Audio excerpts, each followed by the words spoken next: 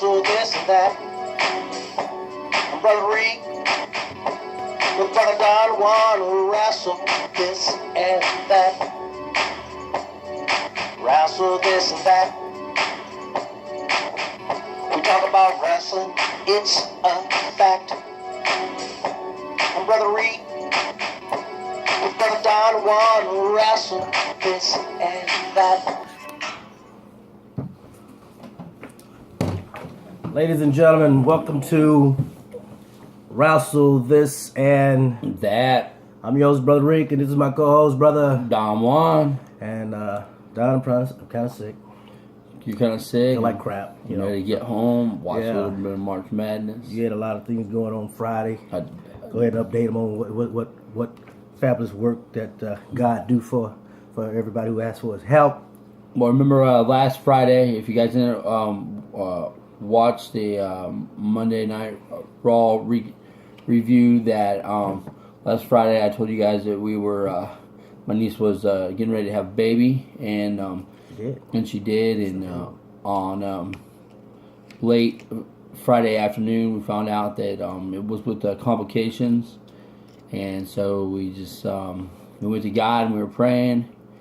We knew that he was going to have surgery on Tuesday, and I'm here to tell you that he had successful surgery on Tuesday, and now he can he's eating on his own, and now hopefully everything goes according to plan, and God is good. About 9 more days he can come home for the first time. So God is good all the time. All the time. That's God's all good. I got to say. God's Just good. have faith and believe, and there you have it, and there you are. He's going to be a little bouncing baby boy in 2 weeks, doing his own thing like he normally should. Absolutely. So that's a blessing. Absolutely. In God's name, no doubt.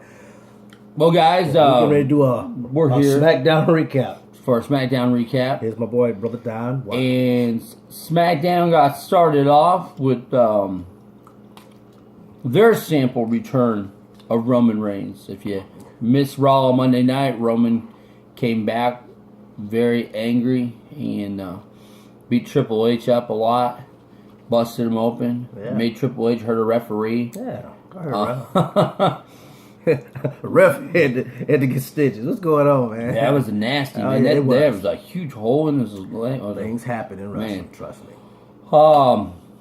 Roman comes out, and maybe, I guess, Cincinnati kind of liked him. I mean, I heard cheers. There was a problem. Calling his name. That was a problem. A lot of people were saying that there was a lot of boos, and then there was a lot of cheering. And it was kind of hard. You know, sometimes WWE dubs they music and dubs laughter and clapping and whatnot. So it could have been WWE's doing, I don't know, adding a lot of cheers or whatnot. If you guys did not watch it, for the second consecutive time now, Roman Reigns has come down the rampway and not through the crowd.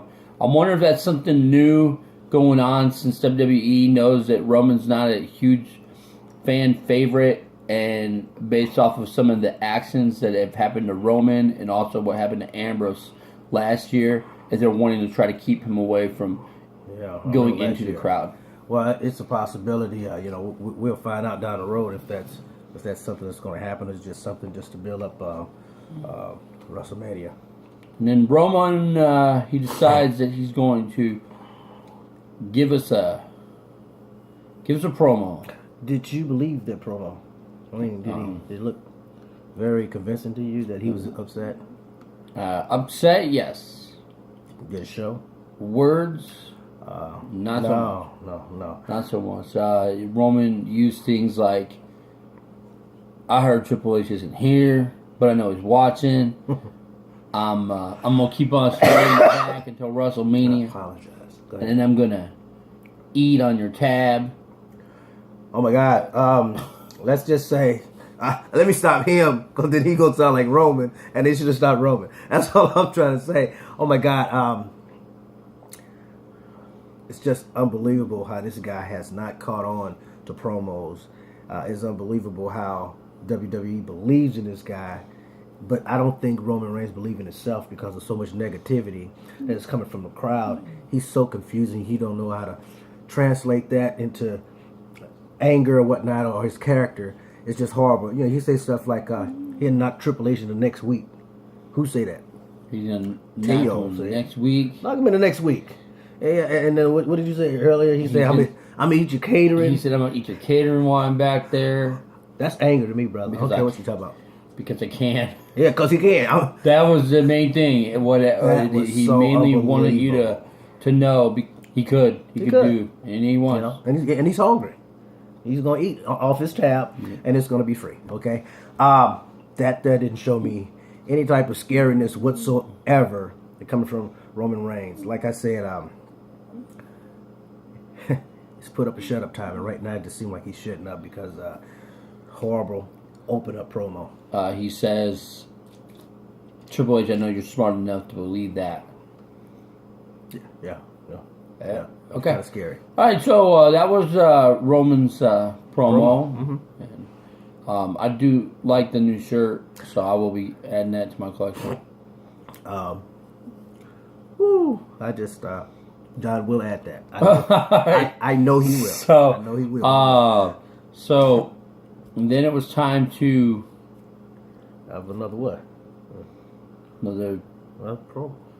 Another segment. Another segment, you know. And it was AJ Styles, and AJ was talking to Renee, and Kevin Owens came out, and funny man Kevin Owens. He said that said that AJ is like Sami Zayn. He sits there and cries, and they need to get a segment together. Or he sit there and just cry on the WWE Network. And dude, I don't care what you say. He's hilarious, dude. AJ, I can't wait till he become a commentator. And AJ told him that, you know, he's like, we're comparing people. Well, I'll compare you to Chris Jericho. And he gave reasons why. And Owens looked at him and said, I thought you just said because we're both Canadians. I mean, that's what I would have started off with. Yeah, definitely. So that set up a match. That they were going to have a match. And what the they set up the match, and at the end, what cracked me up is the funniness of Kevin Owens again. He say, "You look like your haircut look like Renee's." Right? Yeah, yeah. And I said something last week. You guys get the same haircut. Oh my god! And then what was funny was Renee started like touching her hair. Like, is it really like AJ's? So yeah, it does. So funny. Kevin Owens, funny. Kevin Owens this thing, and it set up for a good match. Good main event. It was the main event. Yes, if you can believe that. It was a very, very good match. Starts off, first match, Dolph Ziggler and The Miz. And again, these guys put on a great match. It was my God. Great match. Oh, my God. What can you continue to not say how good Dolph Ziggler is, and definitely how good Miz haven't lost a step at all. And it's good that they're having these type of matches. Doesn't matter if it's on SmackDown right. or not. But they're having great matches. And that's about the second best match to me of the night. And back and forth, great drop kicks. Miz had great technical moves.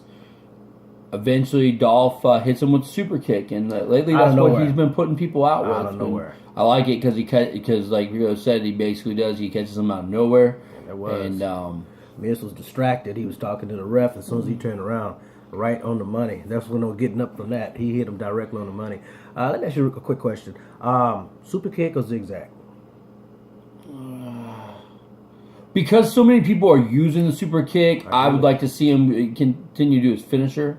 I agree with you. But Dolph is one of the sweetest at doing super kicks, so I definitely don't want to see it leave his arsenal. You think it's a rip-off of Shawn Michaels? No, he doesn't really warm up the band when he doesn't. Yeah, he did before. He has before, but most of the time now he's catching it off. It's pretty good that he is using Shawn Michaels' move and kind of dedicating that to Shawn Michaels without his. I mean, I definitely think the famous just rip off Billy Gunn. No doubt. So maybe he's DX all rolled into one. Next, here comes a pumpkin slam. He does a big ball of greatness. You know what I'm saying? So, no doubt. But Dolph gets a big win. Be interested to see where he fits at in WrestleMania. We're not going to talk individually about all of Dean Ambrose's segment, but after that match, it went off, and Ambrose basically outside. It was in SmackDown was in Cincinnati, his hometown, and he had his baseball bat, and he was talking about how Brock Lesnar is going to learn that Ambrose knew how to street fight, and he took a lot of beatings, but he gave out a lot of beatings, and he was bringing the whole natty with him. That's what he called him. He called him the natty. Yeah, no He said, I'm bringing the whole natty with me. Cincinnati. I wasn't digging this match for WrestleMania, but I'm digging it now due to the fact that, I know that Dean Ambrose is going to lose this. There's just no doubt about it. But the thing about it is that WWE is not making him look like a pushover. Right. Okay? They letting him stand out, and they trying to make him look like he's going to be competition.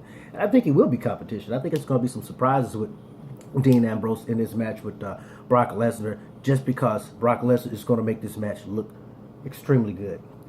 Now, second match. Oh, man. Oh, my God. Bubba Ray Dudley versus Goldust. And Why? That's all I got. I'm not even sure. Why? Bubba Ray has a moment in the match where he's acting like he's like, just like your daddy, just like your daddy. And then here's a little for you. You know, was it more like a talking match than a wrestling match? A little bit, That's all he yeah, did was talk through the whole match. And they had that mic right up under him. Goldust hits the running bulldog, but doesn't keep him down. And then he goes outside the ring and he ducks a clothesline from Devon. And then while he's getting in the ring, Bubba kicks him in the stomach and immediately pins him. And I'm like, well, this is definitely a kick out. But you believe he got the 3 count. You believe it wasn't a roll up. It wasn't a roll up. It was a kick in the stomach. Kick in the gut. And I guess it made him throw up his paint that was on his face because he literally rolled him over and pinned to 1, 2, 3. I did not think that move would. I definitely didn't think that was going to hold it down. Dudley Boys start beating up Goldust, and who comes out?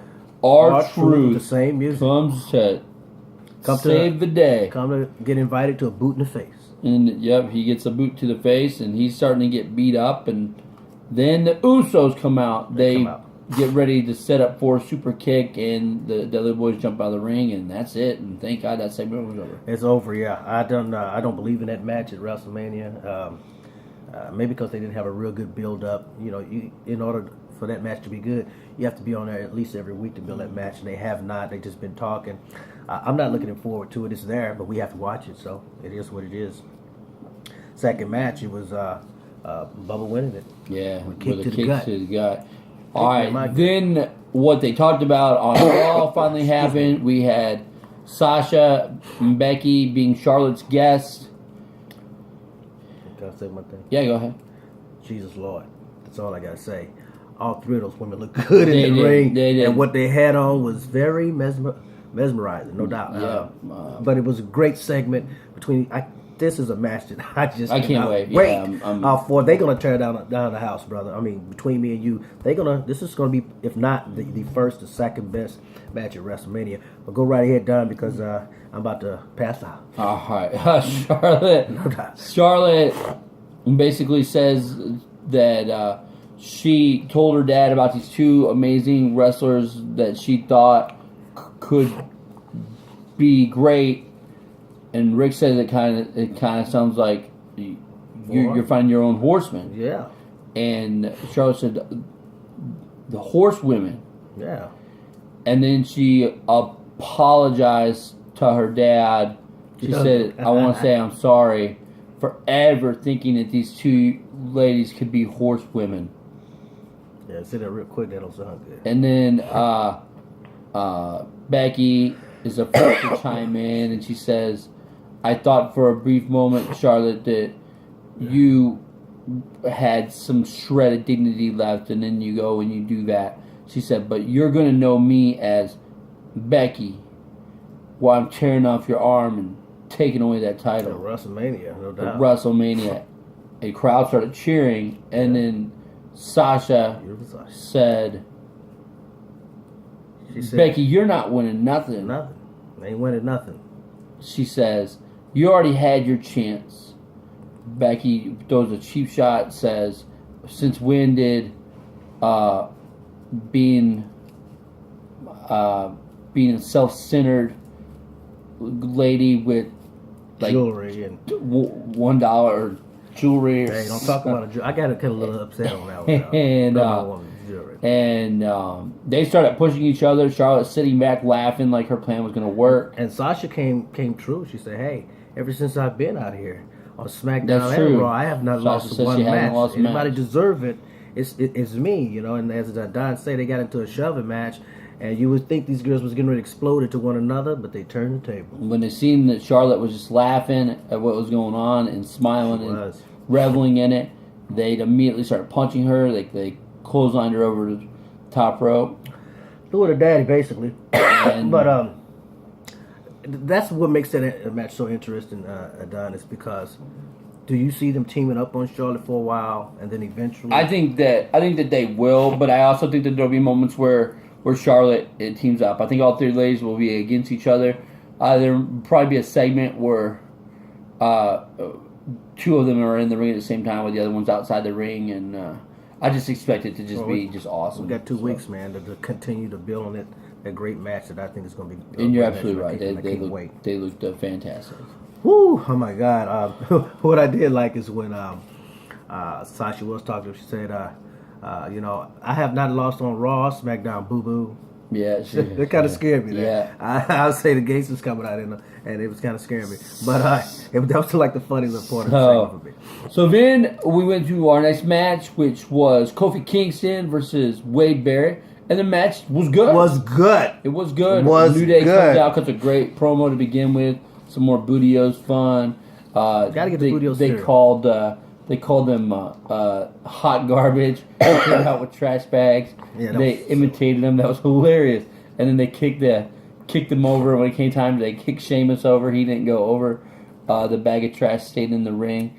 And then and then he said, "Look at that, such hot garbage. You can't even get out of the ring. So I'm just gonna kick you out." Yeah. So he just kicks him out. How about that? Then League of Nations come out, and I don't even know what they do when they lift each other's hands up like nonstop and smile. That looked like a girl move to me. I'm not real sure what that is. Kind of girlish.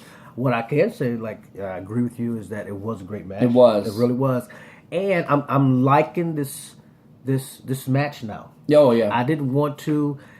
New Day had to believe that that the League of Nations is more dominant than they are when it comes to 4-on-3. Right. But who's the more trickiest? And that happens to go to the New Day. Yeah, and they proved it in this match. 4-on-3, they were getting mean mugged outside the ring, but all of a sudden they turn the tide. Kofi gets a roll up pin, holds the trunks, gets the win, and then up on the rampway, he's just twerking it. And twerking. He just doing all sorts of crazy things. One thing I said that I loved about the match was that that spinning flip connected DDT that Kofi did was outstanding. Man, I never seen nothing like that. Awesome. I had to replay it about 2 or 3 times. That was awesome. That's what I'm saying. New Day, they the best, and I just think Vince should just let them be who they are, because just to make them a plain face may kill them, because now you're playing in Vince's McMahon hand, not your own as you were. Right, but I still think that they are gonna keep on doing the things that they're doing. Yeah, and I think that all, at least during their segment parts, I feel like they're 100% face anyways. Back then they were going back and forth. There were people booing them, right? People liking them. There were people, Now they're more cheerful. Yeah, everybody they're loves faces them. now. Yeah, everybody loves them, and that's what put butts in the seats. Booty cereal. Let's do it. Vince had to believe when these three connected. He didn't believe in them, and now he does. And I seen that you can buy the Bootios cereal. Oh, yeah. It comes with the Bootios T-shirt inside the box, I believe, and it's like $34.99 on the thing. It looks really cool. I paying for a shirt in the box. Yeah, I think so. I actually hope that the shirt's like.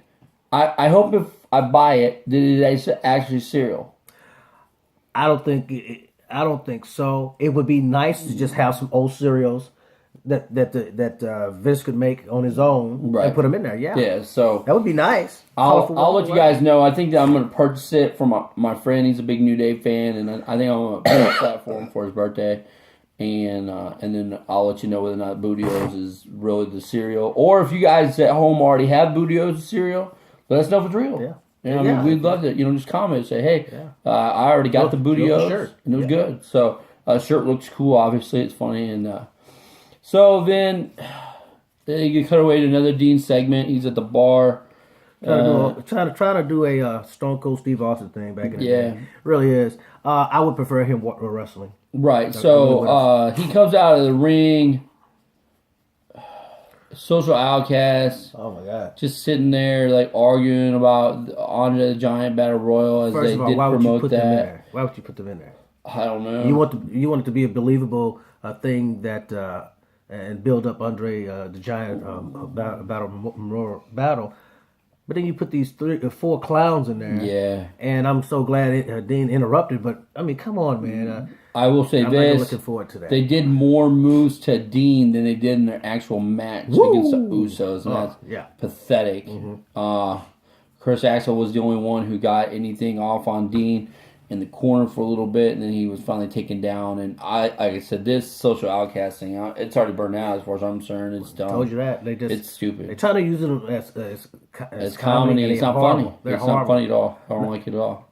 Heathy Bo Baby used to be Keithy funny. Yeah, Bo's. Oh my God. Bo's If dumb you now. had any fun, if you had to pick the funniest person in it, it would be Bo. But the rest of them, I don't know what Adam Rose is doing. You know, you criticizing your own mate. Yeah. You know, I'm tired of hearing you. I'm tired of hearing that. Yeah, oh my God. And so I just don't like that at all. I don't. Yeah, They got good music and their shirts are all right, but as far as a segment, I want to turn it off right as soon as I see it. So if you're going to do something with them, do it quick because they're burning out. They're not burn them out. trending Please anywhere. burn out. Please Not burn out. trending at all. Then they took us into our main event, which was Kevin Owens and AJ Styles. It was a fantastic match through and through. AJ doing new moves that you haven't seen. Pay-per-view. Kevin Owens coming up with counters on AJ. Super high kicks. super kicks. Oh man. Flying elbows. The match had shouldn't everything. happen. This match should have never happened on SmackDown. Put it on Raw. Okay. SmackDown, no. Pay-per-view, yes. Too early, yes. AJ getting ready to... Well, we don't even know what. He was getting ready to do some kind of bounce off the rope. Well, he was going to do his forearm, but You he got did the distracted. forearm because he did pull his elbow pad off. Who knows though? He might have been. He might have been setting it up for the that flying DDT again, where it flips all the way over top his back.